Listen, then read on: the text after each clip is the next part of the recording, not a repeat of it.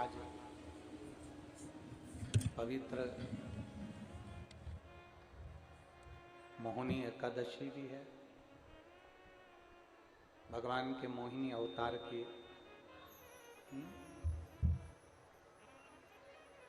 बाहर की आवाज़ें खोलिए, बाहर की।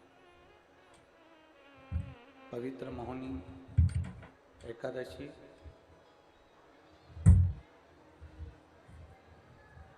आप सभी को आज भगवान की इस पवित्र मोहिनी एकादशी की बहुत बहुत बधाई।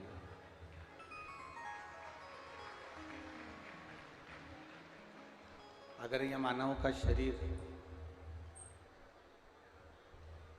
हमको मिला है, मनुष्य की देह अगर प्राप्त हुई है, तो शिव महापुराण की कथा कहती है कि कुछ व्रत हमें अवश्य करना चाहिए। जैसे प्रदोष का व्रत है, शिवरात्रि का व्रत है, जन्माष्टमी का व्रत है, राधाष्टमी का व्रत है, एवं पवित्र एकादशी का व्रत है। शरीर अगर स्वस्थ है, अगर हमारा शरीर स्वस्थ है, तो एकादशी, प्रदोष, शिवरात्रि ये करते रहना चाहिए।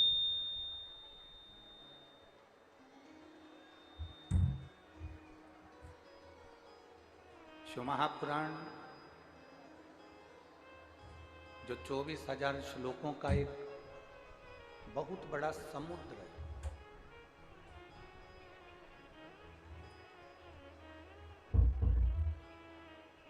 इस समुद्र में जो अंदर प्रवेश कर गया, उसने समुद्र में से कुछ निकाल लिया, उसमें से कुछ मोती निकाल लिया। आप देखिएगा,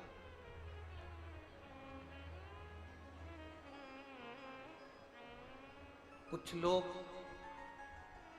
समुद्र के किनारे किनारे चलते हैं और समुद्र की लहरों का आनंद लेते हैं।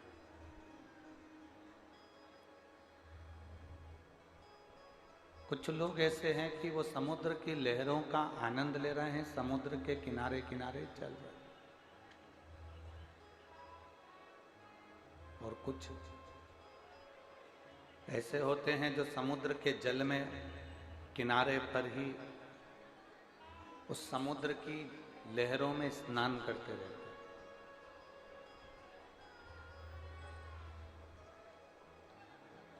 और कुछ ऐसे गोताखोर होते हैं जो समुद्र के अंदर प्रवेश कर जाते हैं और समुद्र के अंदर प्रवेश कर कर बहुत नीचे तक जाकर उसमें से मोती निकाल कर ले आते हैं। वो अंदर प्रवेश कर गए। एक व्यक्ति वो है जो समुद्र के किनारे घूम रहा है, एक व्यक्ति वो है जो समुद्र के जल से खेल रहा है, स्नान कर रहा है, और एक व्यक्ति वो है जो समुद्र के अंदर गया है और समुद्र के अंदर जाकर उसमें से मोती निकाल कर लाया। पीछे किया। एक व्यक्ति वो है जो समुद्र के अंदर प्रवेश कर गया, समुद्र के अंदर चले गया और उसमें से मोती निकाल कर लिया। अब इन तीनों में श्रेष्ठ कौन सा है? एक समुद्र के किनारे पर घूम रहा है, दूसरा समुद्र के जल से अटखेलियां कर रहा है, और तीसरा समुद्र के अंदर जाकर मोती निकाल कर लिया है। श्रेष्ठ कौन है? जम के बोलो जरा, तीनों में श्रेष्ठ कौन सा है? जो किनारे पर घूम रहा है वो, जो समुद्र की लहरों से खेल रहा है वो, या जो समुद्र के अंदर चले गया और मोती निकाल कर लिया। शिव महापुराण की कथा भी यही कहती है कि ये 24,000 श्लोक का ये शिव महापुराण एक अपार समुद्र है, बहुत विशाल समुद्र है। कोई कोई ऐसा होता है जो इस समुद्र में करीब में आता है, कथा तक पहुंचता है, पर उस जल में स्नान नहीं कर पाता। कोई कोई ऐसा होता है कि आता है और कथा में थोड़ी देर बैठा और बैठने के बाद में खाया पिया, घूमा फिरा और चले गए। और तीसरे नंबर का ऐसा होता है जो इस शिव महापुराण में 7 दिन तक रोज डुबकी लगाता है और एक ना एक दिन शंकर रूपी मोती को लेकर घर चले जाए।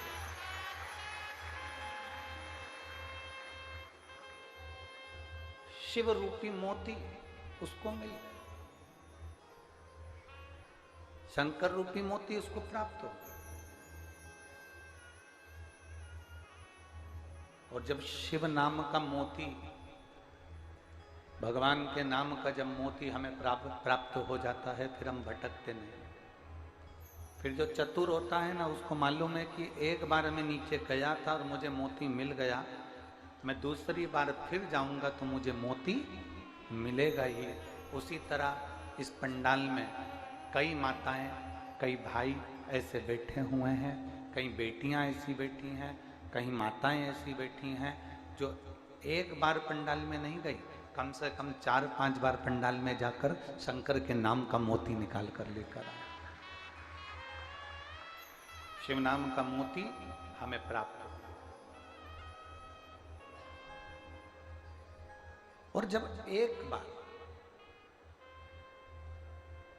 भगवान की शिव भक्ति का, एक बार भगवान की शिव नाम का अविरल मोती हमारी झोली में आ जाए ना, तो फिर हमें कहीं भटकना नहीं पड़ता, फिर हमें कहीं जाना नहीं पड़ता, फिर हमें कहीं भटकना नहीं पड़ता।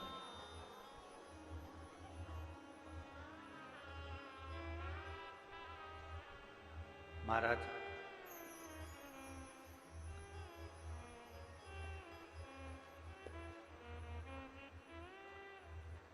एक बात किसी ने बहुत अच्छी कही है कि चतुराई चौपट करे,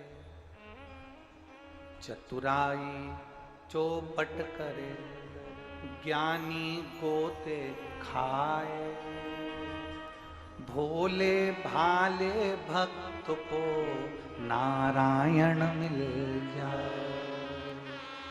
शिव महापुराण की कथा कहती है, तुम ज्यादा चतुर बनकर रहोगे तो दुनिया की ठोकर खाते रहोगे, तुम ज्यादा चतुर बनकर रहोगे तो दुनिया तुम्हें पूछने वाली नहीं है। ज्यादा चतुर बनने वाले को दुनिया दूर हट जाती है।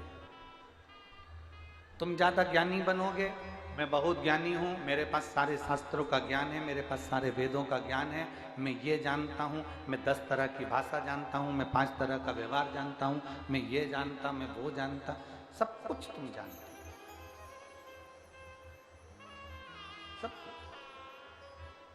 तुम ज्यादा ज्ञानी बनोगे तो जगत में केवल गोते खाते रह जाओगे, कभी यहाँ गिरोगे, कभी वहाँ गिरोगे, कभी इससे भिड़ोगे, कभी उससे भिड़ोगे, कभी इनसे मिलोगे, कभी उनसे मिलोगे कि हम ज्ञानी हैं, हम जगत में गोते खाते हैं। शिव महापुराण की कथा कहती है, चतुराई चौपट करे, ज्ञानी गोते खाए, और भोले भाले भक्त को मेरा नारायण मिल जाए।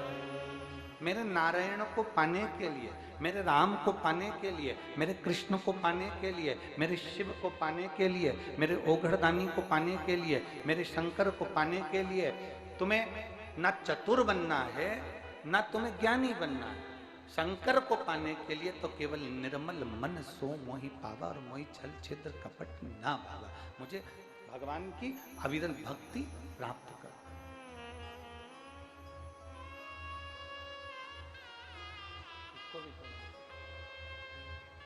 केवल एक का कर दो बहुत। मुझे भगवान की अविरल भक्ति को प्राप्त करना। जितने भोले बनकर आप भगवान को प्राप्त करना चाहेंगे, भगवान उतने भोलेपन से आपको मिलेगा।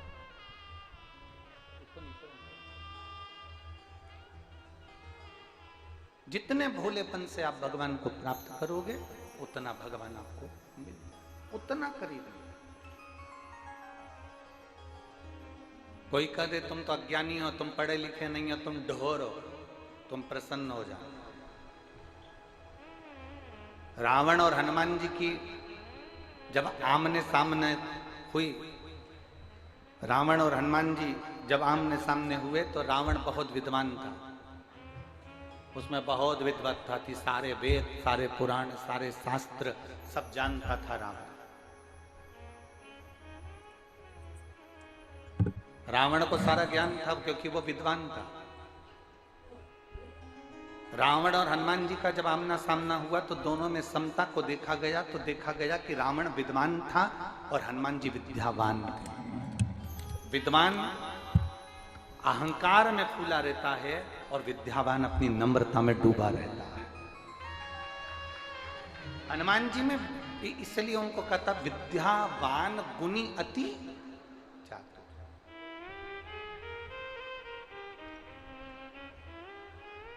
ज्यादा चतुर बनोगे भगवान से दूर हो जाओ। चलो एक सरल भाषा का स्मरण करिएगा। बच्चा मां की गोद में कब तक रहता है?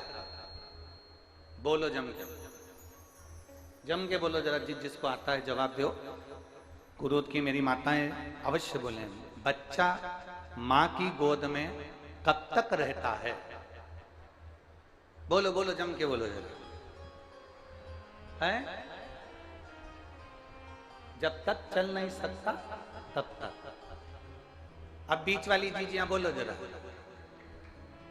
इधर वाली ने तो कह दिया कि जब तक वो चल नहीं सकता तब तक मां की गोद में रहता है। अब तुम बोलो। बच्चा मां की गोद में कब तक रहता है? शिव महापुराण की कथा कहती है जब तक बच्चा खिलौने से खेलना चालू नहीं कर देता तब तक वो मां की गोद में रहता है।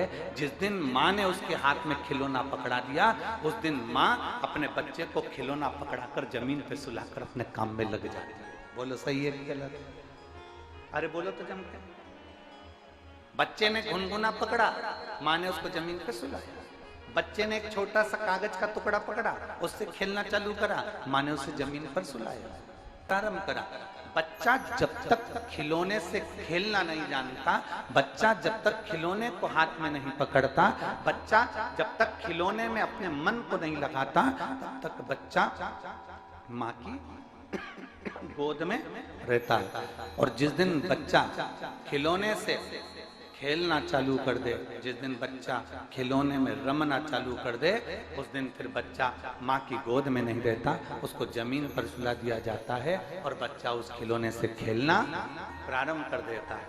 बस यही की यही माँ का चरित्र है और यही की यही मेरे भोलेनाथ का चरित्र है। भोलेनाथ जी से पूछा गया कि भगवान आपका भक्त आपका कब तक रहता है? तो शंकर भगवान कहते हैं जब तक वो मेरा कब तक है? जब तक वो इस संसार के लोगों में चतुराई में अगर डूब गया, मुझसे दूर हो गया। ज्ञानी बनकर ज्यादा डूब गया, मुझसे दूर हो गया। आडंबर में डूब गया, मुझसे दूर हो गया। दिखावे में डूब गया, मुझसे दूर हो गया।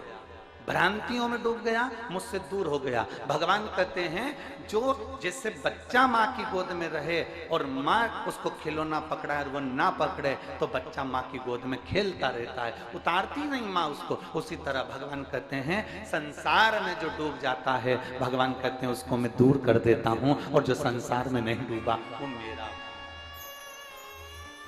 अब इसका मतलब ये नहीं है कि आप परिवार में ना रहो, इसका मतलब ये नहीं है कि आप कुटुंब और कबीले में ना रहें। रहो, परिवार में रहो, कुटुंब में रहो, नाते रिश्ते में रहो, क्योंकि मेरा शंकर भगवान भी अपने परिवार में रहते हैं।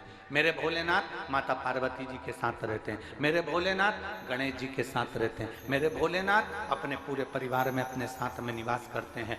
आप भी अपने परिवार में रहो, बस इतना याद रखो कि किसी को धोखा ना दिया। परसों की कथा, किसी को अपशब्द ना कहा, किसी को ताना ना दिया जाए, किसी को आड़ी तड़ी बात ना कही जाए, किसी को गाली ना दी जाए। तुम आओ भगवान के करीब। जितने जितने भगवान के नजदीक में पहुंचते जाओ, जितने जितने पर थोड़ा प्रेशर बढ़ाइए, जितने जितने भगवान के करीब में पहुंचते जाओ, उतने उतने आप अपने आप को परमात्मा के होते चले। आप भगवान के हो, आप परमात्मा के। और महाराज भगवान को कैसा भक्त भाता है, भगवान को कैसा भक्त भाता है, तो कहा जो भोला है, भीतर से निर्मल। निर्मलता का मतलब क्या है? आप पढ़ाई नहीं करेंगे क्या? पढ़ो।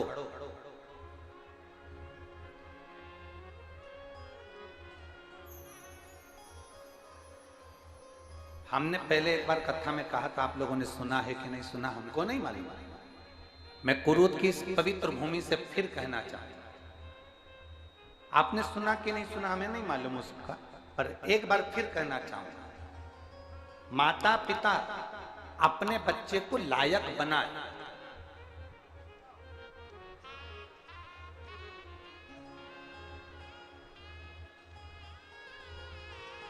माता पिता अपने बच्चे को लायक बनाए, पर इतना लायक मत बनाना कि बच्चे की निगाह में माता पिता नालायक हो जाए।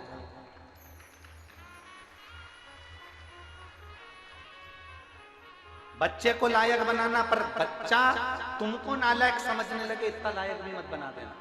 अरे मम्मी तुम क्या जानती हो, अरे माँ तुझमें क्या अकल है, पापा फालतू की बात मत करो, तुम्हें क्या अकल है, आज के हिसाब से मुझे दुकान देखना पड़ती है, आज के हिसाब से मुझे काम करना पड़ता है, मम्मी तुम क्या जानती हो। मतलब तुमने बच्चे को तो लायक बना दिया, पर उसको संस्कारों के जल से नहीं सींचा, इसलिए वो तुमको नालायक समझ रहा है। बच्चों को लायक बनाओ, हम मना नहीं करेंगे। बच्चों को डॉक्टर बनाओ, हम मना नहीं करेंगे। बच्चों को इंजीनियर बनाओ, हम मना नहीं करेंगे। बच्चों को खूब पढ़ाओ, हम मना नहीं करेंगे। पर बच्चों को लायक बनाने के साथ में इतना लायक मत बना देना कि बच्चा तुमको नालायक समझने लगे। तुम्हें तो अकल ही नहीं है, मम्मी तो तुम चुप रहा करो, तुम्हें अकल नहीं है ना, बहू से मत करा करो, तुम मम्मी बड़बड़ मत करा करो, पापा तुम अनसन मत बोला करो, पापा तुम्हें नौकर रखने की आदत नहीं है, तुम नौकरों को भगा देते हो, तुम्हें अकल नहीं है, पापा तुम दुकान पर मत आया करो। मतलब माँ बाप ने अपने बेटे को लायक तो बनाया, पर बेटी ने अपने माँ बाप को नालायक समझ लिया कि इनमें अकल है ही नहीं, अकल सबसे ज्यादा तुझ में ही है। जरा विचार कर, चलना अगर माँ बाप सिखाते हैं, रोटी खाना अगर माँ बाप सिखाते हैं, तुझे बीमार होने पर दवाई देना अगर माँ बाप सिखाते हैं, तो तुझे बोली को भी अगर दी है तो माँ बाप ने दी है। इसलिए अपने बच्चों को सबसे पहला ज्ञान होना चाहिए संस्कार का ज्ञान। हमारे बच्चों में संस्कार होना चाहिए। कल हमने कथा में कहा था, हमारे माँ बाप के पास में धन नहीं था। कल हमने कथा में कहा था, हमारे माता पिता के पास में धन नहीं था। चने का ठेला भले मेरे पिताजी ने लगाया, मेरी माँ ने भले दूसरों की साड़ी में फाल लगाई, और उस फाल का पैसा मिलता था 75 पैसे या 50 पैसे। मेरी माँ ने भले स्कूल की ड्रेसों को लाकर सिला हो, सरकारी स्कूलों की ड्रेसों को सिल कर दी हो, भले कुछ ना मिलता, पर मेरे माता पिता के पास भले धन ना हो, पर मेरे माता पिता ने हमें संस्कारों के जल से सींचा है, और वो सींचा तो आज नजर आ रहा है कि संस्कार कैसे होना है।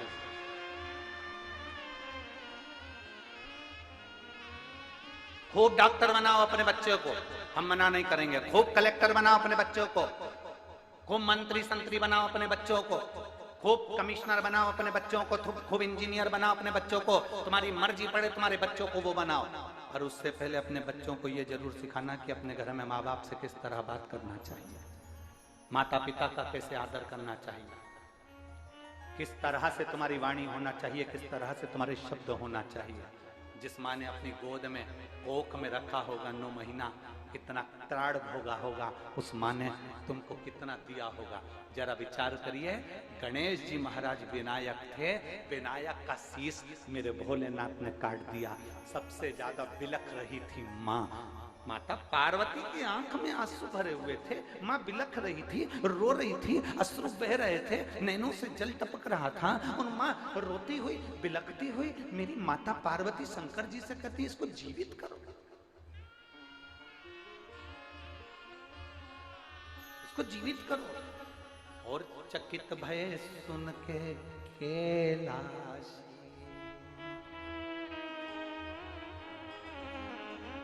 चकित भय सुन के कैलाश, करूं जीवित में अविनाशी। गणों से यूं बोले वाणी, शीघ्र ही लाओ कोई प्राणी, जिससे भी पैदा तुम पाओ, मनुष्य या पशु हो ले आओ। तुम जाओ,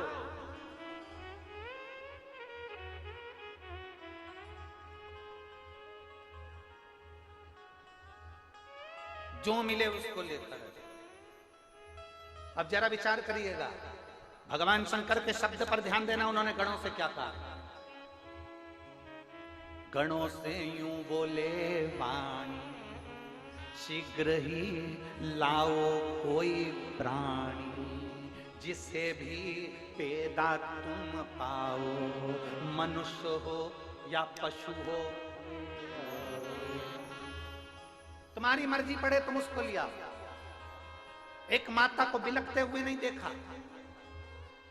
मैं अभी इसका शीश जोड़ दो, मानव हो चाहे पशु हो, उसका शीश लाओ, अभी जोड़ दे। दुनिया में माँ बाप से बड़ा कोई इंजीनियर नहीं है, दुनिया में माँ बाप से बड़ा कोई डॉक्टर नहीं है, और दुनिया में माँ बाप से बड़ा कोई कमिश्नर और कलेक्टर नहीं है, दुनिया में माँ बाप से बड़ा कोई मिनिस्टर, मंत्री और संतरी नहीं है, माँ बाप के बराबर दुनिया में कोई दौलत नहीं है।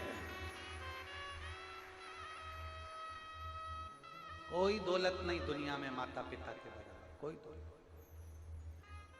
दो माँ, वैसे तो शास्त्र कहता है, चार माओं का वर्णन मेरे शास्त्र करते हैं। प्रकृति भी माँ है, एक पृथ्वी भी माँ है, गौ माता माँ है, और घर में रहने वाली एक नारी, चाहे वो बेटी हो, बहन हो, स्त्री हो, आज नहीं तो कल वो माँ है। माँ प्रकृति भी देना जानती है। आम का पेड़ आम देता है, पत्थर कितने खाता है? तुम ईमानदारी से बोलो। अभी खूब आम लग रहे होंगे, तुम डंडा लेके जोड़ने में लगी हो, पत्थर मार रहे होंगे बच्चे केज में। प्रकृति देना जानती है, पत्थर खाकर भी तुम्हें दे रही है। पृथ्वी अपने सीने को फाड़ती है, अन्न देती है।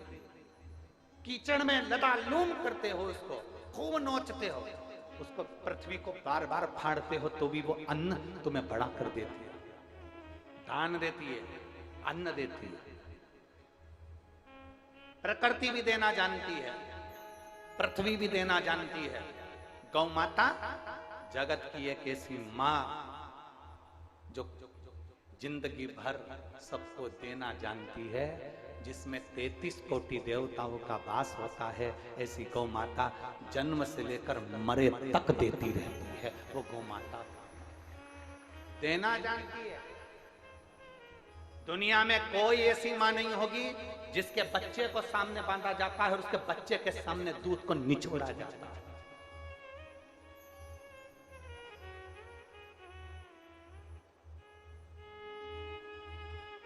किस किस के यहां पर गाय, गौ माता किस किस के यहां है? सबके यहां रखो जरा।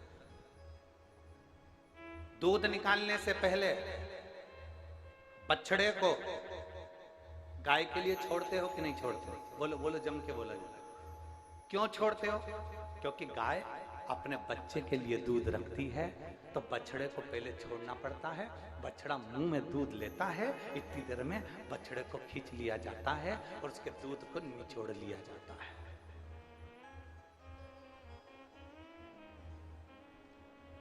निचोड़ लिया, दूध अच्छा मिल गया। उसके बाद तुम सबको मालूम है कि गाय इतनी चतुर होती है कि अपने बच्चे के लिए दूध छुपा लेती है, अपने बछड़े के लिए दूध छुपा लेती है माँ, गौ माता। तो फिर किसान क्या करता है, वापिस क्या करता है, फिर बछड़े को छोड़ता है, माँ फिर दूध नीचे देती है और वो दूध पीना चालू करता है। फिर में बछड़े को हटा के फिर निचोड़ लेता है। उसके बाद भी अपने पुत्र का हिस्सा, अपनी पुत्री का हिस्सा जो तुम्हें दे रही है, तो भी उस गौ माता का सम्मान हम कर नहीं पा रहे। जरा विचार करिएगा, तो भी नहीं कर पा रहे। प्रकृति दे रही है, हम प्रकृति का सम्मान नहीं कर पा रहे। कितने लोग हैं अब प्रकृति का सम्मान करते होंगे। अभी सबको गर्मी लग रही है तो रोज अपने कमरे में सोने जाने से पहले 2-2 बाल्टी पानी भर के कूलर में डाल रहे हो।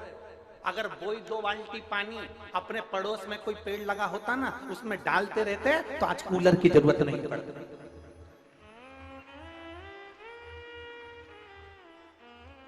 पत्नी ने कहा बहुत गर्मी लग रही है, बहुत गर्मी लग रही है। पति ने कहा भी मैं कूलर चालू करता, कूलर तो चालू कर दो, पानी नहीं है उसमें। पति बोला तो चिंता मत कर, अब भी लाया। 2 मंजिल ऊपर पत्नी का कमरा, पति बेचारा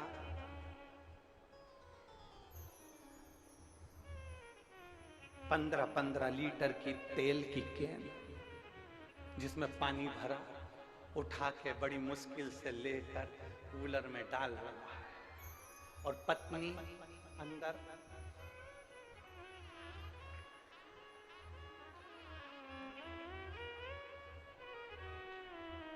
मोबाइल। देख तेरे संसार की हालत।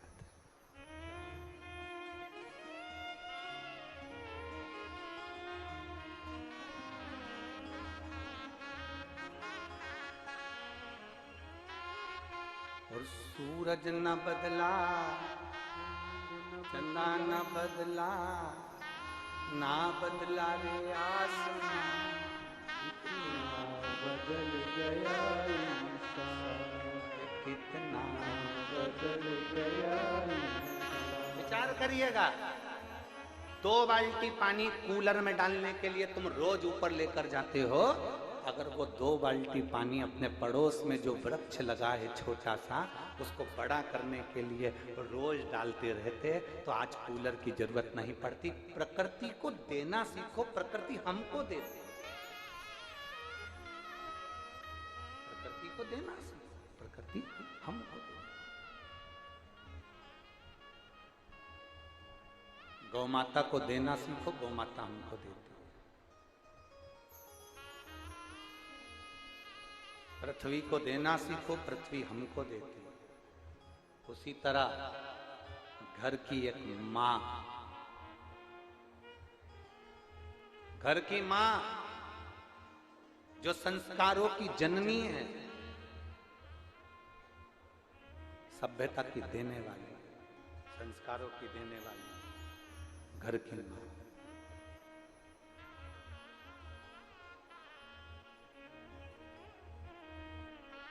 आप में से कितनी माताएं बैठी हैं जो अपने बेटे से बोली होगी, बेटा चल मुझे बाजार से साड़ी दिला दे। मेरा विश्वास कहता है इतनी बूढ़ी बूढ़ी माताएं बैठी है, कभी अपने बेटे से नहीं बोली होगी कि बेटा मुझे बाजार से साड़ी दिला दे। बल्कि बेटा कहता होगा ना कि मम्मी साड़ी ला दो, तो उल्टा मना कर, नहीं मेरे पास रखी है, तू रहने दे, मेरे को नहीं चाहिए, मेरे पास बहुत सारी साड़ी है, मुझे नहीं चाहिए, तू अपने पास रख। मम्मी मैं साड़ी ला दूं, रिटर्न नहीं आ रहा, मैं साड़ी ला दूं, नहीं मुझे नहीं चाहिए, मुझे चाहिए ही नहीं।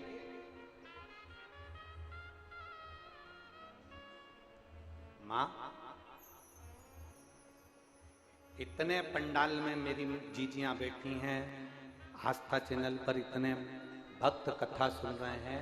कोई माँ अपने बच्चे से कभी नहीं बोलती कि मुझे ये साड़ी ला दे, मुझे चूड़ी बना दे, मुझे हार दिला दे, मुझे कुंडल दिला दे, मुझे रकम दिला दे, तू मेरी एक प्लाट दिला दे, एक मकान दिला दे।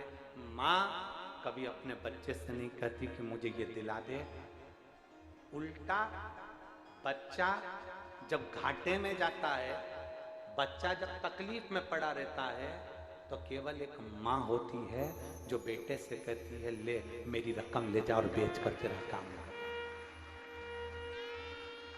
ले जा, इसको बेच और अपना काम करना, ले जा इसको। केवल एक माँ।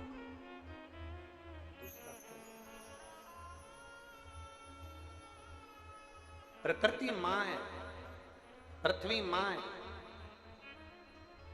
गौ माँ है, और घर की माँ माता जिसने आपको दुनिया में केवल देना जाना है, वो माँ है। उसको समझो।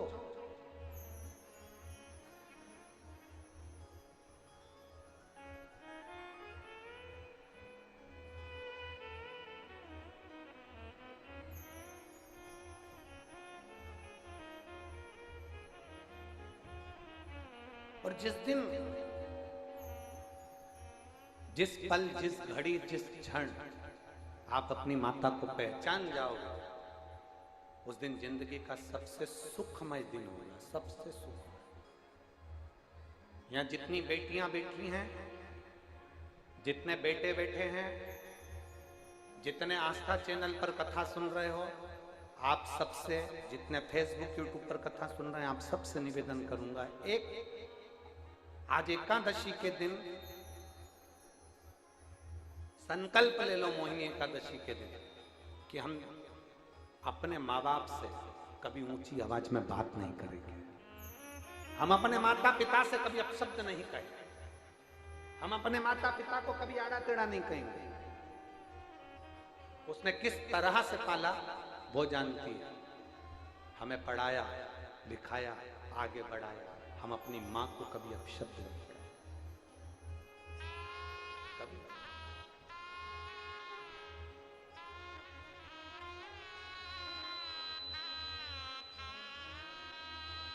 उसको आड़ा टेढ़ा क्यों?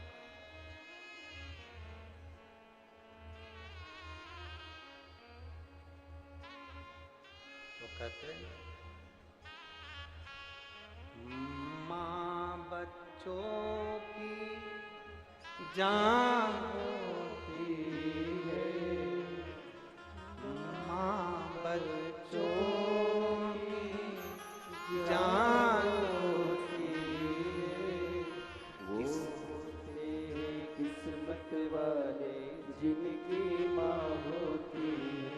कितनी भोली है तो कितनी प्यारी है, तुम्हारी प्यारी है। ओ माँ,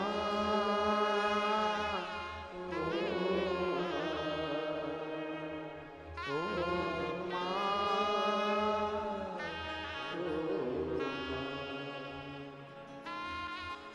तू कितनी तो कितनी प्यारी है, भोली भाली है, ओ माँ,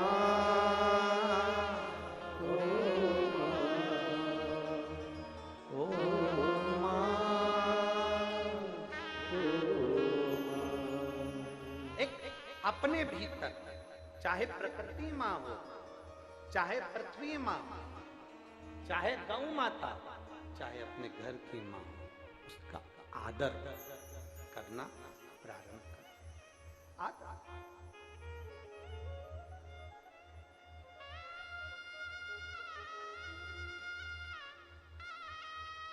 अच्छा, एक बात आपसे पूछे, जरा उत्तर दीजिएगा। कुरुद की मेरी माताएं और मेरे भाई, मेरी जीजियां और मेरे जीजा जी,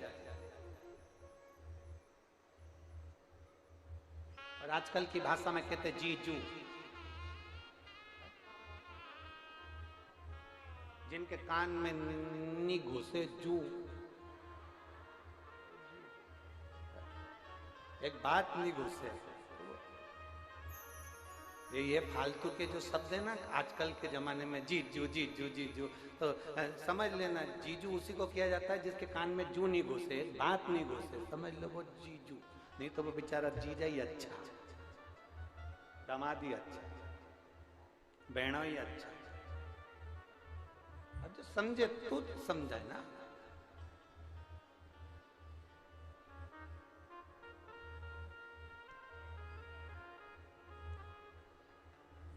एक शब्द अपने भीतर का, और जिस दिन आप लोगों से एक बात पूछें तो उत्तर दीजिएगा कि पृथ्वी में एक बीज डाला जाता है, चाहे तुमने धान डाली, चाहे तुमने आलू डाला, चाहे तुमने आम का बीज डाला, चाहे बेर का बीज डाला, चाहे मूली का बीज डाला, चाहे सोयाबीन का डाला, गेहूं का डाला, तुम्हारी मर्जी पड़े। जो बीज तुमने पृथ्वी में डाला, डालने के बाद जब पृथ्वी में से बीज अंकुरित होता है तो आवाज करता है क्या? जम के बोलो जरा, आवाज करता है? चिल्ला चोट करता है? क्यों? बीज अंकुरित हुआ, पेड़ बना, वृक्ष बना, उसने आवाज नहीं की, आवाज नहीं कर, वृक्ष बना।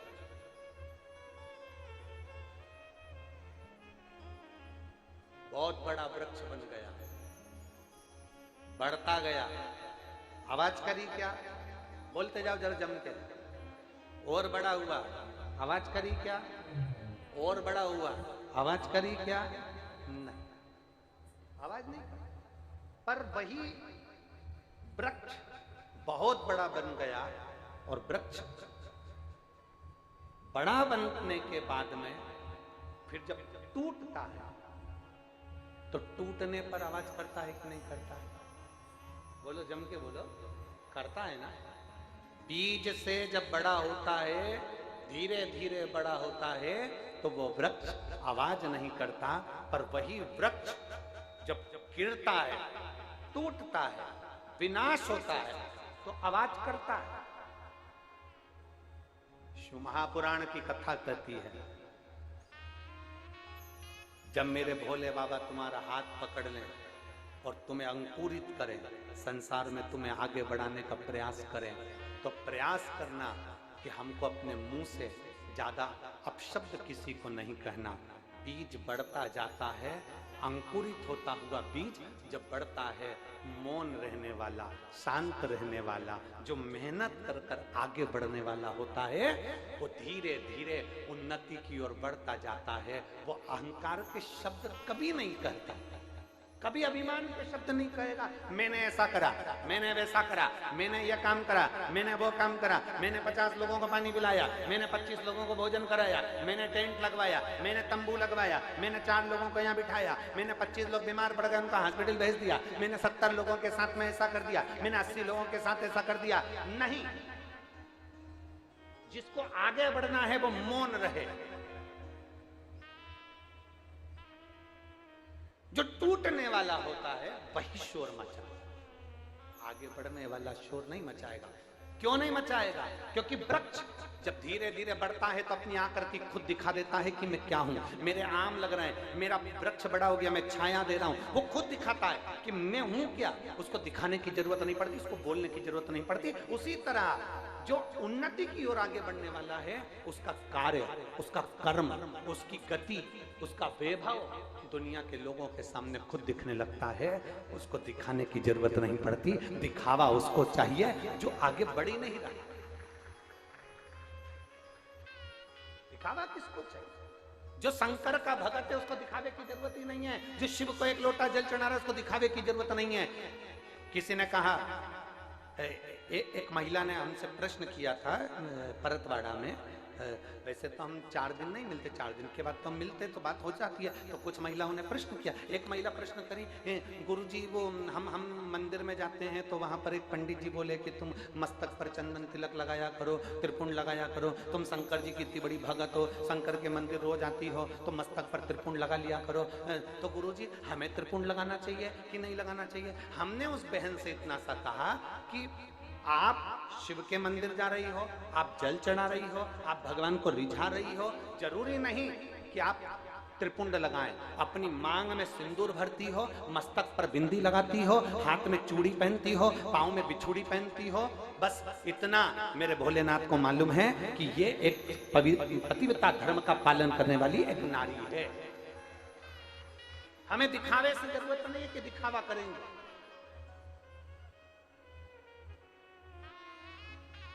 स्त्री मस्तक पर बिंदी रख, हमने पहले भी कथा में कहा, 2 चीजें हमारे राष्ट्र को मजबूत करती है, एक नारी के मस्तक पर बिंदी और एक जिह्वा से निकली हुई हिंदी। ये हमारी भारत की सभ्यता को मजबूत कर देती है, हमारे सनातन धर्म को मजबूत कर देती है। एक मस्तक की बिंदी, किसी व्यक्ति में दम नहीं है कि नारी के मस्तक पर बिंदी है और उसको वो अपशब्द कह दे। हाँ, कोई बिंदी नहीं लगाया, कोई अपने फैशन के कारण बिंदी बिंदी कुछ नहीं लगा रहा, बढ़िया आराम से घूम रहा है, तो लोग उसको अपशब्द कह सकते होंगे। पर जिस नारी के मस्तक पर बिंदी है, मांग में सिंदूर है, उस नारी को कोई अपशब्द नहीं कह सकता, कोई उंगली नहीं उठा सकता, उस नारी पर कोई आक्षेप नहीं कर सकता, उस नारी पर कोई कमेंट्स नहीं कर सकता, किसी की सामर्थ्यता नहीं है, क्योंकि बिंदी में इतना दम होता है, बिंदी में इतना दम होता है। जिह्वा से निकलने वाली हिंदी और मस्तक की बिंदी।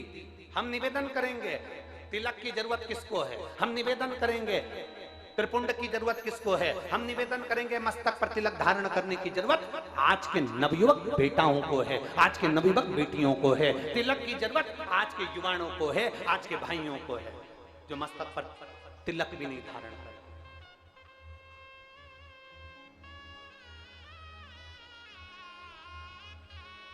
हम कहेंगे और कई लोगों को बहुत काली मिर्ची लगेगी, क्योंकि हम कुछ भी बोलते हैं ना तो काली मिर्ची ज्यादा लगती है लोगों को। सत्यता की बात कहें ना, ब्राह्मण कुल में जन्म लेने के बाद, ब्राह्मण होने के बाद, यज्ञोपवीत होने के बाद भी लोग यज्ञोपवीत को लपेट के खूंटी पे टांग देते हैं और कंधे पर धारण नहीं करते। ये स्थिति चल रही है और व्हाट्सएप पे ज्ञान देने बैठते हैं, महाराज जी ने ये बोला, महाराज जी ने वो बोला, और मालूम पड़े यज्ञोपवीत कंधे पर होना चाहिए तो यज्ञोपवीत उठाकर खूंटी पर टांग देते हैं। इसमें के भी लोग हैं संसार।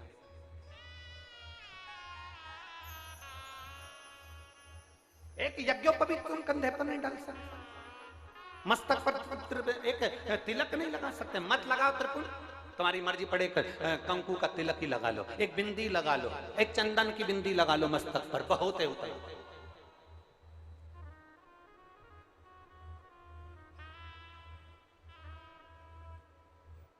थोड़ा सा अपने संस्कारों की ओर ढलना। और हम फिर निवेदन करेंगे, मेरे बेटा बेटियों से निवेदन है, अगर तुम शंकर के मंदिर भी नहीं जा सकते, शिव की चौखट पर भी नहीं जा सकते, शंकर के द्वार नहीं जा सकते, तीर्थ करने नहीं जा सकते, तो निवेदन है तुम्हारे दरवाजे पर अगर गौ माता आए ना तो उसको एक रोटी जरूर देना, तो वो भी सारे तीर्थ के बराबर है और सारे 12 ज्योतिर्लिंग के बराबर। तुम्हारे दरवाजे पर एक गौ माता आए तो उसको रोटी देना, वो गौ माता भी एक तीर्थ के बराबर है, उसका आदर करना सीख लो, उसका सत्कार करना सीख लो।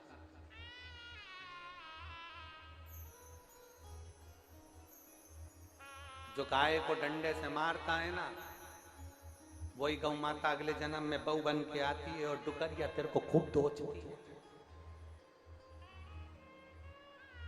जिन सास बहू की आपस में नहीं बनती हो ना, जिस सास बहू में बहुत झगड़ा रहता हो, तो समझ लेना, सास जान लेना, अगर तेरी बहू तुझे रोटी नहीं दे रही और सही से व्यवहार नहीं कर रही, तो समझ लेना अगले जन्म में ये समझ लेना कि ये गाय थी और तू घर की मालकिन थी, ये दरवाजे पे आती थी और तू रोटी एक बार देने के बाद वो फिर आ जाती थी, दूसरी बार तो तू डंडा लेकर बैठ जाती थी। इसलिए बहू भी एक बार चाय देने के बाद दूसरी बार घुर्रा के देखती है। वो भी घुर्रा के देती है। एक बार चाय देगी, दूसरी बार तुमने बोला तो घुर्रा के बोलेगी, एक बार दे देगी, दूसरी बार घुर्रा के बोलेगी, एक बात का जवाब सही से देगी, दूसरी बार घुर्रा के बोलेगी, क्योंकि तुम भी ऐसे ही थे, एक बार रोटी देते थे, दूसरी बार डंडा लेके बैठ जाते थे, हट चल कहां से आ गई। घर के लोगों से कहते थे अभी तो आई थी, अभी तो रोटी दी थी, भगा इसको यहाँ से, डंडा लेके बैठ गए, चिल्ला चोट कर दी, एक लोटा पानी भर के लाई और डाल दिया। जैसे हम बाथरूम में गई, पानी भर के लाई, गाय माता पे डाल दिया, बहू ने देख लिया, गौ माता ने देख लिया, मैं भी तेरी बहू बन के आऊंगी, रुक जा, चाय में दूध मैं पीऊंगी और पानी तुझे मिलाकर पिलाऊंगी, तूने एक लोटा डाला था, एक लोटा में भी चाय में पिलाऊंगी, जा जा कर।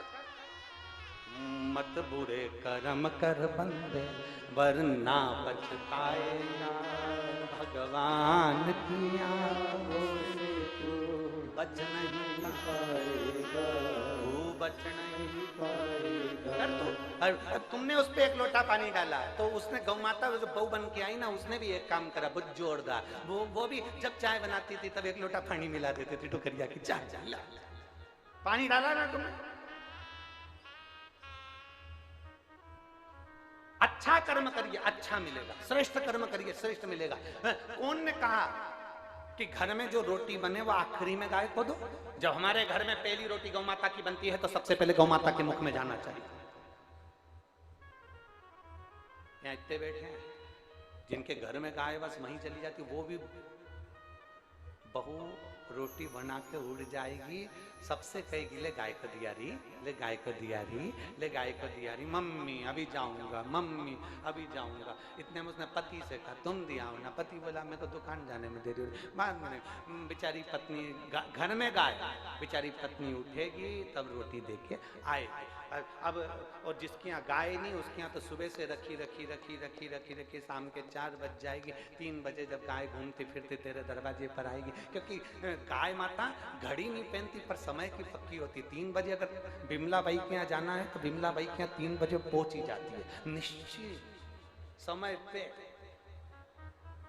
ये गाय माता की सबसे बड़ी खूबी है, वो पहुंच श्रेष्ठ सहज आदर करो। 4 माता का आदर करने में पीछे मत हटो। पहले नंबर पर जम के बोलो, सब लोग जम के बोलो प्रकृति, दूसरी जम के बोलो पृथ्वी, तीसरी गौ माता और चौथे नंबर पर अपने घर की।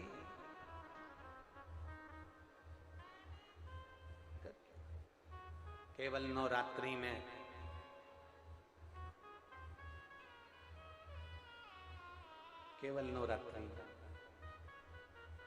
माता जी को चूना रोड़ाने से तुम्हें 9 दिन व्रत का फल नहीं मिलेगा।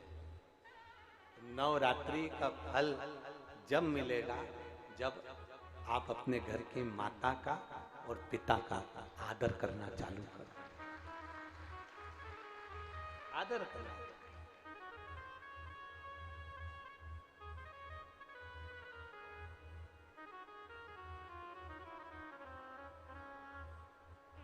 तो कहते हैं ना, सब कुछ मिल जाता दुनिया में,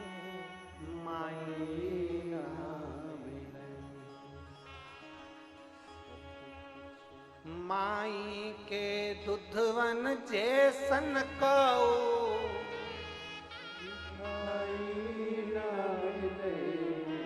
माई के दुधवन जैसन कऊ, मिठाई ना मिलई। सब कुछ मिल जाता है दुनिया में पर माई ना मिलई। सब कुछ मिल जाता है दुनिया में पर माई ना मिलई। खुद गीले में सोती है तुझे सूखे सुलाती, खुद भूखी रह जाती है तुझे निवला पिलाती है। माई के आशीष जैसन कऊ, माई के आशीष जैसन कऊ, आशीष ना मिलई। सब कुछ मिल जाता है दुनिया में माई नाम धरी। सब कुछ मिल जाता है दुनिया में माई। माता के आशीर्वाद जैसा दुनिया में कोई आशीर्वाद नहीं है, और माता के दूध के बराबर दुनिया में कोई मिठाई नहीं है, उसके बराबर कोई सुख नहीं है, उसके बराबर कोई आनंद। फिर कहें दुनिया के लोग इस पे भी हमारे ऊपर उंगली उठाएंगे, हमें मालूम है। फिर कहें, समझ लेना अच्छे से, फिर समझ लीजिए, जिंदगी में कितना बड़ा भी डिप्रेशन हो, कितनी बड़ी भी चिंता हो, कितना बड़ा भी टेंशन हो, कितना बड़ा भी टेंशन, कितने भी डिप्रेशन में हो, कितनी बड़ी भी तकलीफ चल रही हो, इन चार माताओं की गोद में जाकर बैठ जाओ। पहले नंबर पर प्रकृति, किसी पेड़ की छांव में बैठ जाओ या किसी पौधे को लगाना प्रारंभ कर दो, तुम्हारा डिप्रेशन समाप्त हो जाएगा, तुम्हारा टेंशन खत्म हो जाएगा। दूसरे नंबर पर पृथ्वी, किसी स्थान पर एकांत में पृथ्वी माता की गोद में जाकर थोड़ी देर लेट जाओ, तुम्हारा डिप्रेशन समाप्त हो जाएगा, तुम्हारी चिंता समाप्त हो जाएगी। तीसरे नंबर पर गौ माता, कितना भी डिप्रेशन हो, कितनी भी टेंशन हो, कितनी भी चिंता हो, किसी के गौ माता की सेवा में लग जाओ, गौशाला में चल जाओ, गौ माता को नहलाओ, उसकी सेवा करो, उसकी पगाड़ी उठाओ, उसका भोजन कराओ, उसके गोबर को उठाओ, गौ माता के उस गोबर को साफ कर दो, गौशाला को साफ कर दो, डिप्रेशन समाप्त हो जाएगा। और चौथे नंबर पर कितने भी डिप्रेशन हो, कितनी भी चिंता हो, कितना भी कर्जा हो, अपने घर की माँ की पास बैठकर, माँ की गोद में बैठकर, माँ के पास बैठकर अपनी माँ को अपने दुखड़े को सुना दो, माँ उस दुखड़े को समाप्त कर देगी, चाहे कुछ नहीं हो। तुम्हारी माता के पास कुछ भी नहीं है, चांदी का एक छल्ला भी नहीं है, एक सोने की अंगूठी भी नहीं है, फिर भी अपना दुख, अपनी तकलीफ, अपना कष्ट अपनी माँ को सुना दो। अपनी मां से कहो ना। कई बेटियां, कई बेटे, नवयुवक लड़के लड़कियां टेंशन में आते हैं, सुसाइड कर लेते हैं, मर गए। हम उनसे निवेदन करेंगे, मरने का प्लान बाद में करना, पर एक बार अपनी माँ से जरूर जाकर कहना, माँ मुझे 15 दिन से ये टेंशन चल रहा है, माँ बहुत चिंता में हूँ, माँ, मम्मी मुझे ये परेशानी चल रही है, माँ किसी ने मुझे धोखा दिया, माँ किसी ने मुझे अपशब्द कहा, माँ किसी ने ऐसा कर दिया। अपनी माँ को जरूर बताओ, क्योंकि माँ केवल माँ नहीं है, उसके संबोधन में 33 कोटि देवी देवताओं का पुण्य समाया हुआ है। एक बड़ी सुंदर कथा आती है। एक टीचर ने अपने बच्चों से कहा, आपने स्मरण किया होगा, टीचर अपने बच्चों से कहता है कि कल सारे बच्चे स्वर्ग की मिट्टी लेकर आना। सारे बच्चे आए, एक एक बच्चे को खड़ा करा टीचर ने, तुम स्वर्ग की मिट्टी लायो?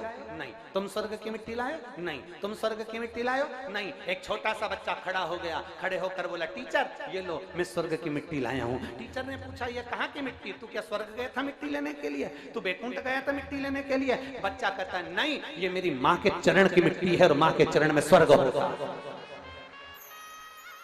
ये मेरी माँ के चरण की मिट्टी है, उसमें स्वर्ग होता है, इसलिए मैं इस मिट्टी को लेकर आया हूँ, इस भूमि की इस परम मिट्टी को लेकर आया हूँ। स्वामी विवेकानंद जब विदेश जाते थे तब भारत माँ की मिट्टी को अपने हाथ में लेकर जाते थे। मेरे राम जी अवध से 14 वर्ष के लिए वनवास गए तो अवध की मिट्टी को साथ लेकर गए। मेरे कृष्ण कन्हैया जब ब्रज की रज को छोड़ द्वारका जाते हैं तो ब्रज की मिट्टी को अपने साथ लेकर जाते हैं। ये भारत माता की मिट्टी है, यह कोई साधारण नहीं है। यहाँ स्वामी विवेकानंद, रामकृष्ण परमहंस, चैतन्य महाप्रभु, जगत गुरु शंकराचार्य, एक नाथ जैसे संत, नामदेव, तुकाराम जैसे संत इस भूमि पर जन्म लेते हैं। ये वो साधारण भूमि नहीं जिस भूमि पर 12 ज्योतिर्लिंग और 4 धाम विराजमान है। ये वो भारत की भूमि है। ये भूमि चंदन से कम नहीं है, जिसको हम माता कहते हैं, मातृभूमि कहते हैं।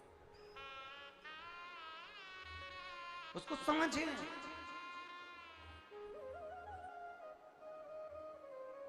उसको पहचाने, उसको जानने का प्रयास करें।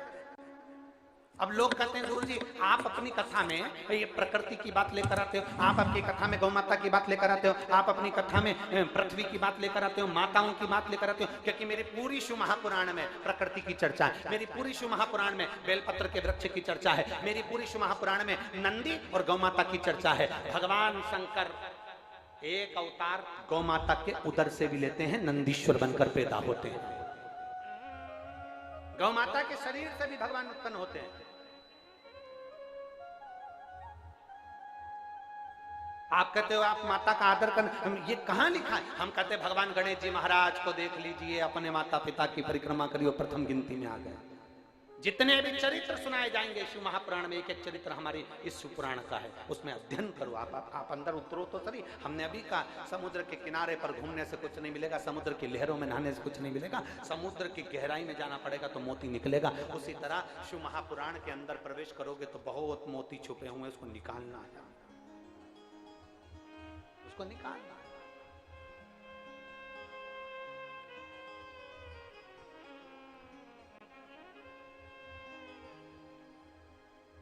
उसको वो कहते हैं धन का बिस्तर मिल जाए पर नींद को तरसे, धन का बिस्तर मिल जाए पर नींद को तरसे, और कांटों पर भी सोकर आए किसी के मन को चैन। अरे कोई कारण होगा, अरे कोई कारण होगा। एक झोली में फूल भरे हैं, एक झोली में कांटे, तेरे बस में कुछ भी नहीं, वो बांटने वाला बांटे।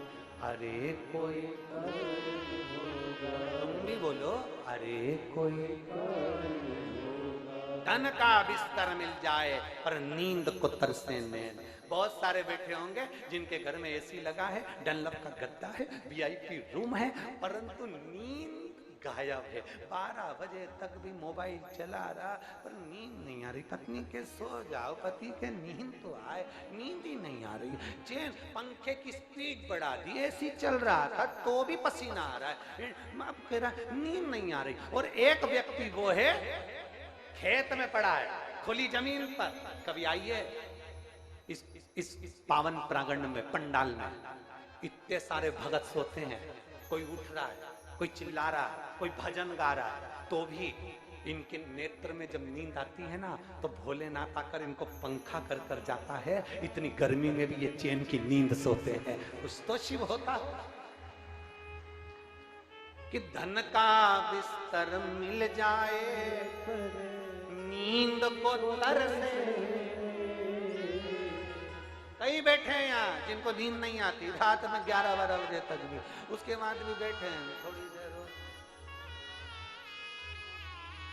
भगवान जब नींद आई ज्यादा तो फिर नींद की गोली खा ली।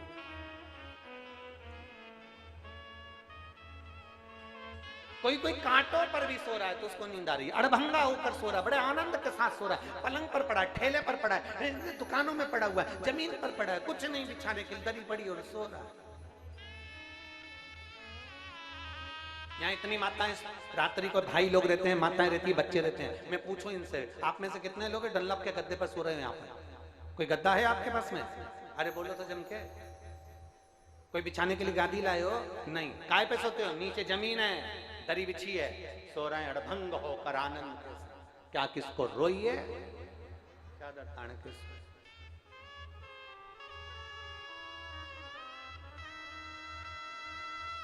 कुछ तो परमात्मा के पास है, कुछ उसने अपने पास में ना जाने क्या क्या रख रखा है, ये तो वही जान सकता है। वही एक पत्र है, देखिए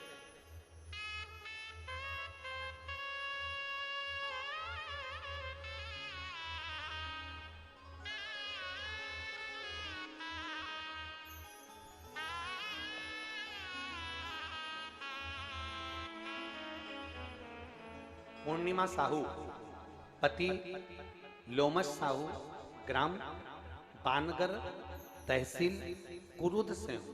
कहीं बैठे हो तो हाथ हिला सकते, अगर कहीं बैठे हो तो हाथ हिलाएंगे। आप ही हैं, आ जाओ, एक बेलपत्र ले लेना, आ जाओ। मैं पूर्णिमा साहू, पति लोमस साहू, ग्राम बानगर, तहसील कुरुद से हूं। गुरुदेव, मैं एक लोटे जल का क्या वर्णन करूं। हमारा बेटा रियांश, बच्चा आया है क्या साथ में, उसको भी लिया। हमारा बेटा रियांश, उम्र 1 वर्ष 6 माह है, जो जन्म से उसके दिल में छेद है। जन्म से उसके दिल में छेद है, चर्म रोग है, उसके पूरे शरीर में फोड़े फुंसी हो जाता है। चेकअप के लिए एम्स और सत्य साईं जैसे बड़े बड़े हॉस्पिटल में ले गए तो डॉक्टरों ने कहा कि इसके फोड़े फुंसी का, चर्म का कोई इलाज नहीं। उसके दिल में छेद के कारण ऑपरेशन के लिए कह दिया गया। गुरुदेव, पत्र आप लोग एलईडी पर पढ़ रहे होंगे या आस्था चैनल पर पढ़ रहे होंगे। छेद के कारण ऑपरेशन के लिए कह दिया। गुरुदेव, उसी बीच कोई बताए कि शिव भगवान में जल चढ़ाने और उनके आचमन से सारे दुख तकलीफ दूर हो जाते हैं। हमने किसी के मुख से सुना, तब से मैं भी मंदिर जाकर जल चढ़ाना प्रारंभ किया। तब से मेरे बेटे को तबीयत में आराम मिलना चालू हुआ।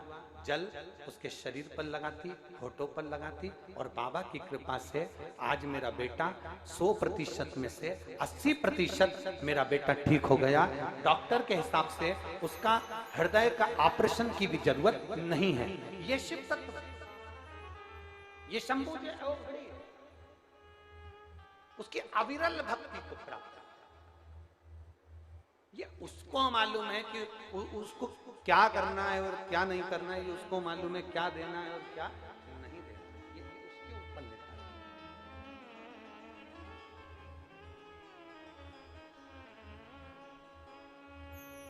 और धन का बिस्तर मिल जाए पर नींद को तरसे, कांटों पर सोकर आए किसी के मन को। अरे कोई कारण होगा, अरे कोई कारण होगा, अरे कोई कारण होगा, अरे कोई कारण होगा। और कितना सुंदर प्रसंग कहा कि सांप भी डस ले तो मिल जाए किसी को जीवन दान। किसी का एक्सीडेंट हो गया, ऐसा लग रहा है कि बिल्कुल एक्सीडेंट हो गया, तो भी बाबा ने उसको बचा लिया। ऐसा आया हाथ पर उठा कर ले गया, ऐसा आया हथेली पर उठा। सांप भी डस ले तो मिल जाए किसी को जीवन दान, और एक चींटी के कांटे से मिट जाए नाम और निशान। अरे कोई कारण होगा, अरे कोई कारण। घर का आखिरी चिराग, घर का आखिरी बच्चा, और कोई चींटी ने काट लिया ऐसी जगह, प्राण छूट गए। सांप डसा, बच गए। एक्सीडेंट हुआ, बच गए। चींटी काटी,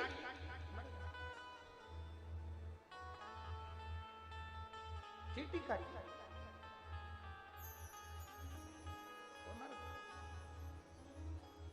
कि सांप भी डस ले तो मिल जाए किसी को जीवन, और एक चींटी के काटे से मिट जाए नाम और निशान। अरे कोई कारण होगा, अरे कोई कारण होगा, अरे कोई कारण होगा, अरे कोई कारण होगा।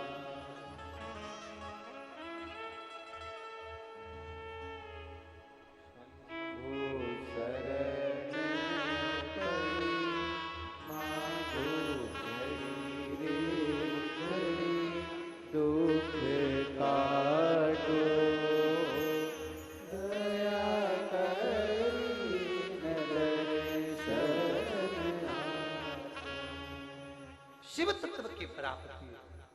शिव तत्व।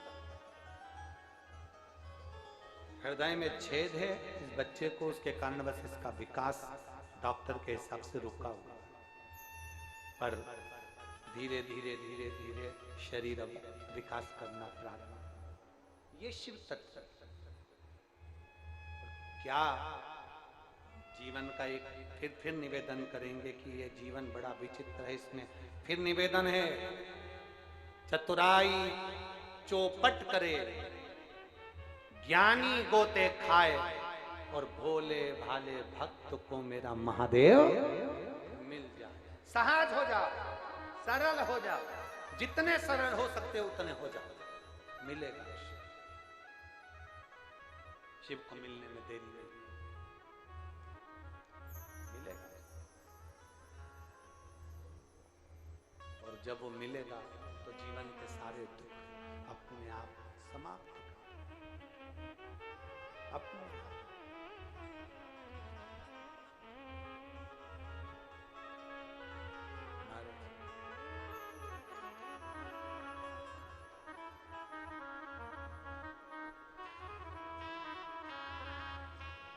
भगवान शिव की अविरल भक्ति स्मरण है।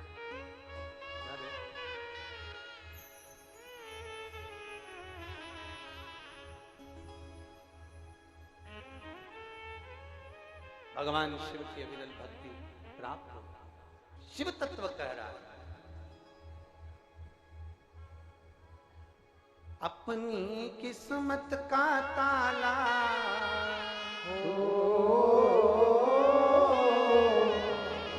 अपनी किस्मत का ताला तुम खोलते चलो, श्री शिवाय नमस्तुभ्यं तुम खोलते चलो, श्री शिवाय नमस्तुभ्यं तुम खोलते चलो, श्री शिवाय नमस्तुभ्यं, श्री शिवाय नमस्तुभ्यं, श्री शिवाय नमस्तुभ्यं, श्री शिवाय नमस्तुभ्यं, ओ श्री शिवाय नमस्तुभ्यं, श्री शिवाय नमस्तुभ्यं, श्री शिवाय नमस्तुभ्यं, श्री शिवाय नमस्तुभ्यं। अपनी किस्मत का ताला अपनी किस्मत का ताला तुम खोलते चलो, श्री शिवाय नमस्तुभ्यं तुम खोलते चलो, श्री शिवाय नमस्तुभ्यं तुम खोलते चलो। बड़े भाव से पीछे वाले जितने जितने पेड़ों के नीचे बैठे, गाड़ियों के पास बैठे, छतों पर बैठे, दोनों हाथों से ताली बजा देते हैं।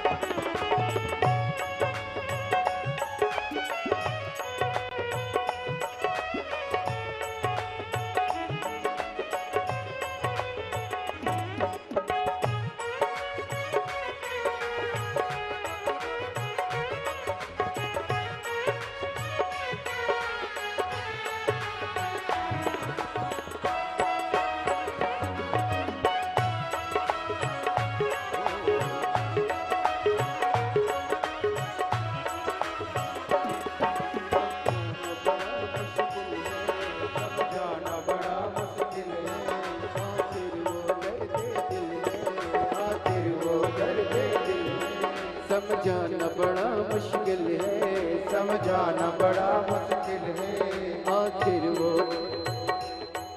आखिर वो दर्द दिल है। सच्चा दरबार लगा है, ये भोले की महफिल है। सच्चा दरबार लगा है, ये भोले की महफिल है। सच्चा दरबार लगा है, ये भोले की महफिल है। सच्चा दरबार लगा है, ये भोले की महफिल है।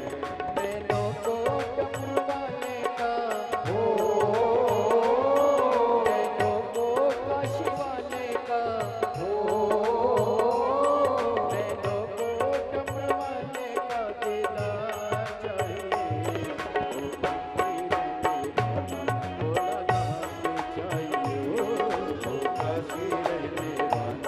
भोला नाथ चाहिए।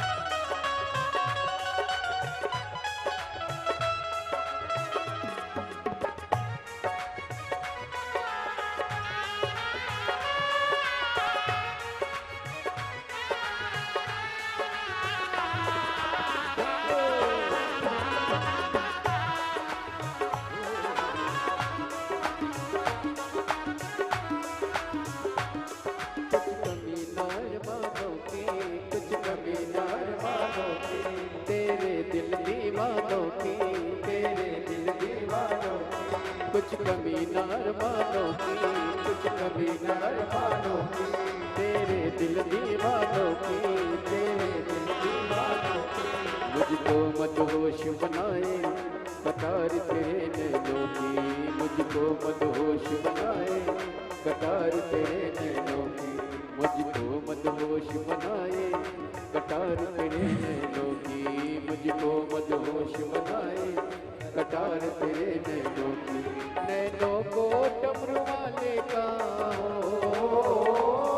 नैनों को काशी वाले का हो, नैनों को डमरू वाले का दीदार चाहिए, वो काशी रहने वाला भोलानाथ चाहिए, वो काशी रहने वाला भोलानाथ चाहिए।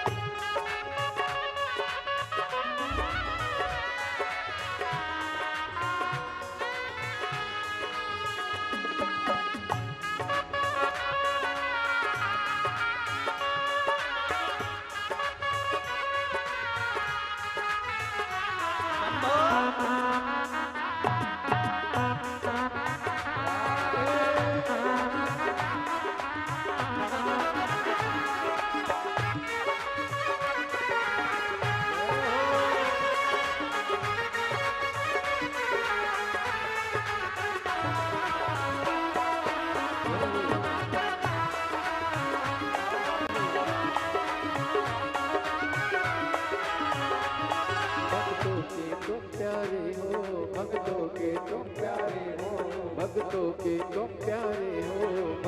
के तुम प्यारे हो, तुम जिगरी दिल वाले हो, तुम जिगरी दिल वाले हो, भक्तों के तुम प्यारे हो, भक्तों के तुम प्यारे हो, तुम जिगरी दिल वाले हो, तुम जिगरी दिल वाले हो, कितनों पे डोरे डाले तेरे नैन बड़े मत वाले, कितनों पे डोरे डाले तेरे नैन बड़े मत वाले, कितनों पे डोरे डाले तेरे नैन बड़े मत वाले, कितनों पे डोरे डाले तेरे नैन बड़े मत वाले, नैनों को डमरू वाले का हो, नैनों को काशी वाले का हो, नैनों को डमरू वाले का दीदार चाहिए, वो काशी रहने वाला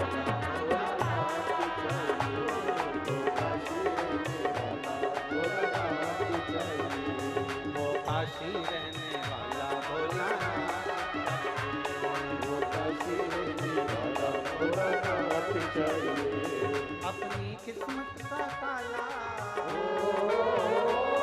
अपनी किस्मत का ताला, अपनी किस्मत का ताला तुम खोल दे चलो,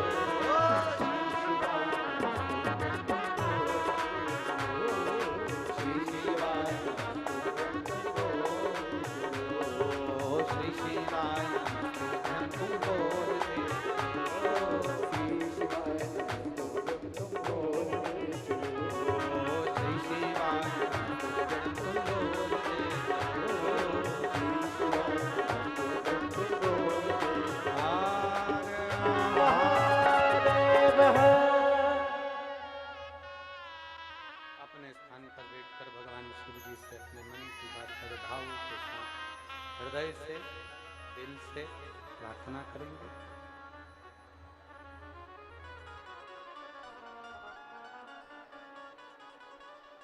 जहां जगह मिले वहां बैठकर भगवान शिव से अपने हृदय की बात बड़े भावों के साथ दिल से करें।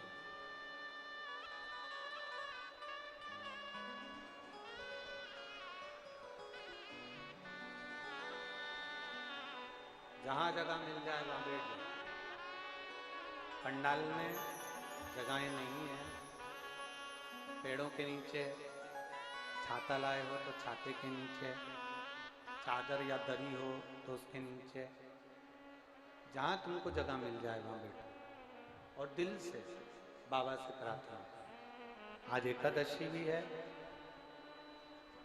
मोहिनी भगवान का प्रागट्य महोत्सव भी है, और बैसाख का महीना, सुंदर शिव महापुराण की कथा बाबा से अपने मन की बात भाव के साथ में दिल से कहिए।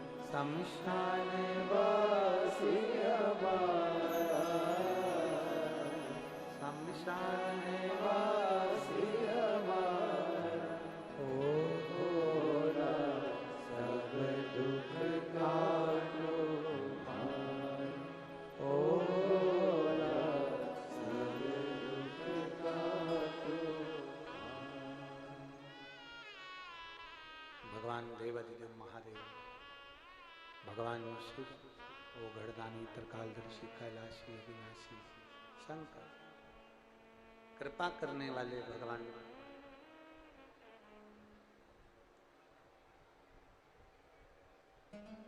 अपने भक्त की परीक्षा भी लेते हैं और उसको फल भी देते हैं।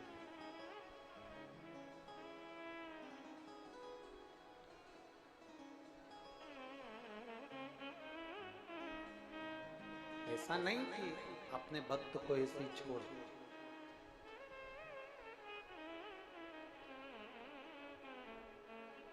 कुंभज ऋषि के यहाँ से आने के बाद में सती मैया अपने पिताजी के घर जाने की जिद कर ली।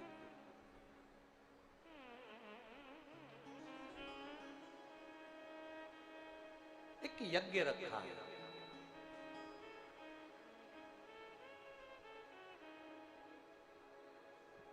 और उस यज्ञ में जाना है। शंकर भगवान ने सती मैया को एक बात कही थी, सती सुनो, किसी के घर में मकान देखकर मत जाना, किसी के घर में जाना तो मन देखकर जाना। मकान देखकर जाओगे तो सम्मान नहीं मिलेगा, पर मन देखकर जाओगे तो सम्मान जरूर मिलेगा, निश्चित।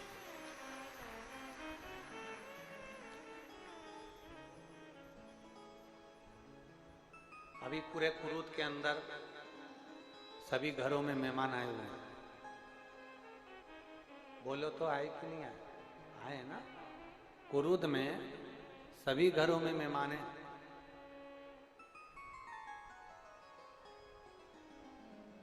वो तो शंकर जी की कथा है तो मेहमान आए, नहीं तो आज के जमाने में तो शादी में भी मेहमान नहीं आए। बोलो सही है कि गलत? कौन किसके यहाँ आता है? लोग 25 बार पीले चावल डालने जाते हैं, निमंत्रण देने जाते हैं, तब जाकर लोग माता पूजन में या मंडप में या रिसेप्शन में, वो भी केवल डेंटिंग पेंटिंग मुंडा दिखाने के लिए। बाकी कौन आ रहा? कोई नहीं आता। और जितने कुरुद के रहनिवासी हैं, आज तुम्हारा मकान कुरुद में होना, आज तुम्हारा घर कुरुद में होना, कुरुद की बेटी होना, कुरुद की बहू होना, कुरुद के अंदर तुम्हारा रहना आज सार्थक हो गया कि कुरुद में शिव महापुराण की कथा। और मैं निवेदन करूंगा श्रीधर परिवार को कि साधुता आपको सबसे ज्यादा, और अश्विन जी आपको भी बहुत बहुत साधुवाद है जो भांजे होने का फर्ज अदा कराया, जो मामा घर में ये पवित्र शिव महापुराण की कथा श्रीधर परिवार में हो। श्रीधर परिवार के एक एक बच्चे, बेटा बेटी, परिवार सब। और मैं साधुता दूंगा यहाँ के विधायक महोदय को, चंद्राकर जी को भी, जिन्होंने इस व्यवस्था को सुचारू रूप से चलाने के लिए अथक मेहनत करी, परिश्रम करी। साधु एक विश्वास जागृत,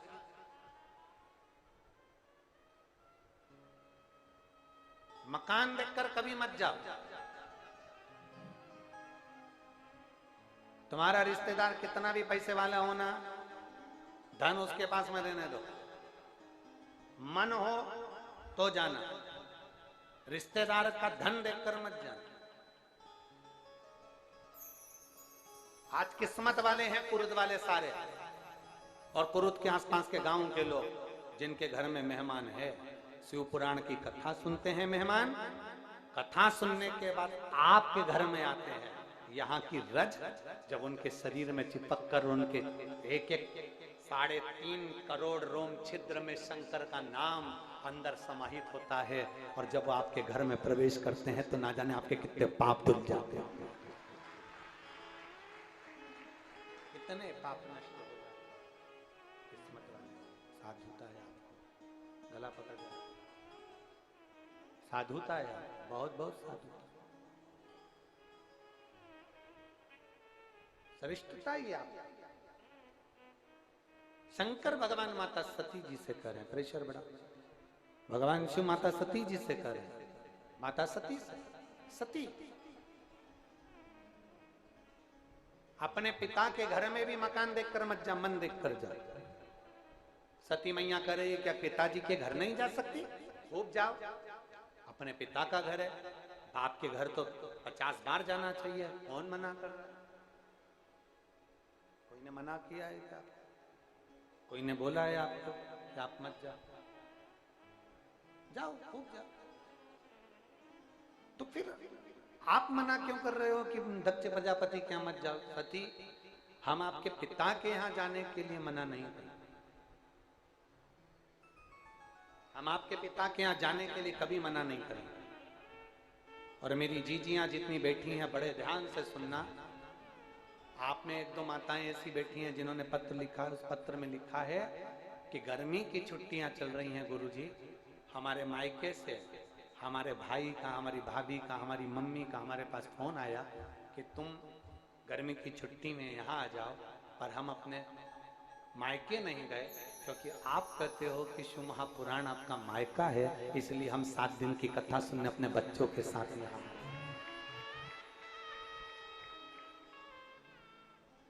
हम यहाँ पहुंचे हैं भगवान की कथा श्रवण करने के लिए, 7 दिन की कथा सुनने के लिए हमारा मायका है, हम यहाँ पहुंचे। शिव जी कह रहे हैं हम तुम्हारे पिता के घर में जाने के लिए मना कर ही नहीं, खूब जा। तो फिर अभी तो आपने कहा कि दक्ष प्रजापति की मत जाओ, अभी आप बोले ना कि दक्ष प्रजापति की मत जाओ। सती, हम फिर कह रहे हैं हम तुम्हारे पिता के घर में जाने को मना नहीं कर रहे, हम दक्ष प्रजापति के यहाँ जाने को मना कर रहे। पिता में और राजा में अंतर होता है। पिता अपने बच्चों को हृदय से लगा लेता है, और जब वही पिता एक राजपाट पर बैठ जाता है और उसे राज सत्ता का जब अहंकार आ जाता है तो वो अपनी होली को भी नहीं गिनता है। इसलिए अब तुम अपने पिता के यहाँ तो जाओ पर दक्ष प्रजापति के यहाँ मत जाओ। पिता के यहाँ जाने की मना नहीं, पिता के यहाँ जाने के लिए मना नहीं कर रहा।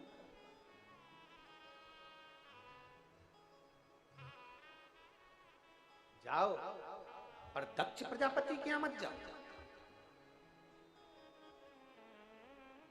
अभी तुम्हारे पिता नहीं है, अभी दक्ष प्रजापति है।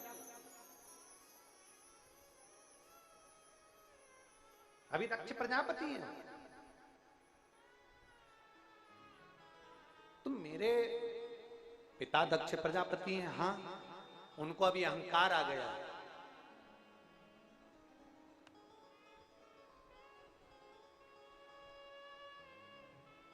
बेटी मायके में जाए मना नहीं है, पर मायके के पिता को, माँ को, बहन को, भाई को, भाभी को, भतीजे को अगर अभिमान आ रहा है तो फिर मायके में जाना श्रेष्ठता नहीं है, उससे तो फिर कुबेरेश्वर धाम जाना श्रेष्ठता है। इसको श्रेष्ठता नहीं मत। सती को समझाया गया, सती माँ कहाँ समझती। मायका इतना प्रिय होता है कि मायके के लिए तो एक शब्द भी नहीं सुन सकती, एक शब्द।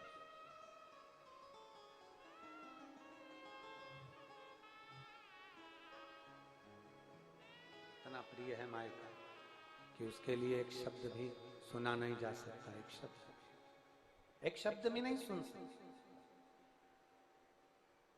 अब सती मां, सती मां करेंगे,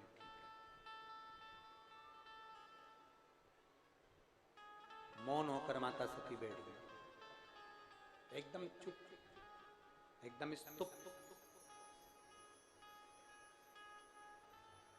जब बहू की डिमांड पूरी नहीं होती तो बहू क्या करती है? बोलना, जम के बोलो जरा, बंद कर दे, बातें करना बंद, बोलना बंद।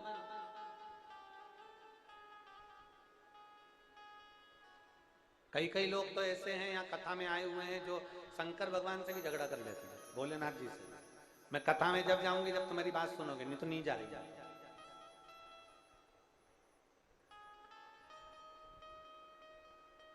और कई ऐसे हैं कि यहाँ प्रैक्टिकल करने के लिए आते हैं। एक माँ ने पत्र लिखा, हमारे ससुर जी को पूरे शरीर में रोग हो गया।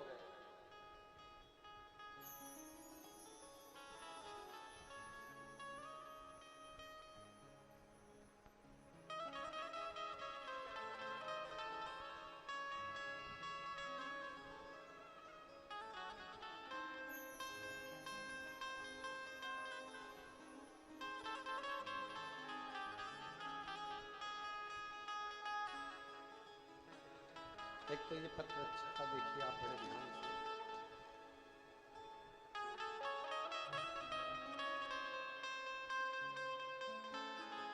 मेरा नाम योगेश्वरी बघेल है, मैं रायपुर की रहने वाली हूँ। यहाँ कुरुद में 5 किलोमीटर की दूरी पर मेरा मायका है। कहीं बैठी है तो हाथ हिला सकती है। मेरा नाम योगेश्वरी बघेल, आप ही हैं? ऐसा हाथ हिला, आ जाओ, एक बेलपत्र ले जाना, आ जाओ। मेरा नाम योगेश्वरी बघेल है, मैं रायपुर, आवाज पकड़ रहा है, मैं रायपुर की रहने वाली हूँ। कुरुद में मेरा मायका है। मैं 5 किलोमीटर दूरी पर यहाँ से कुरुद से रहती हूँ। शंभू गुरुदेव, पंडाल में बैठकर कथा का लाभ उठाने के लिए मैं यहाँ आई। 3 साल से कथा सुन रही हूँ और एक बीमारी से जूझ रही हूँ। मेरे शरीर में एक गांठ हो गई और वो गांठ ऐसी जगह पर हुई है कि उसका मैं वर्णन नहीं कर सकता। गुरुदेव, डॉक्टरों ने कहा कि इस गठान का ऑपरेशन करना पड़ेगा और इसको निकालना पड़ेगा। अब वो गांठ ऑपरेशन कर कर निकालना, हमने डॉक्टर साहब से कहा कि आप दवाई दे दीजिए, हम उस औषधि को ले लेंगे। डॉक्टर ने दवाई दी और दवाई से आराम नहीं लगा और गठान बढ़ती। आपकी कथा कुरुद में होने वाली थी, हमने किसी के कहने पर भगवान शंकर की आराधना करना प्रारंभ करी। जैसा कि हमने बताया कि आपकी कथा हम सुनते हैं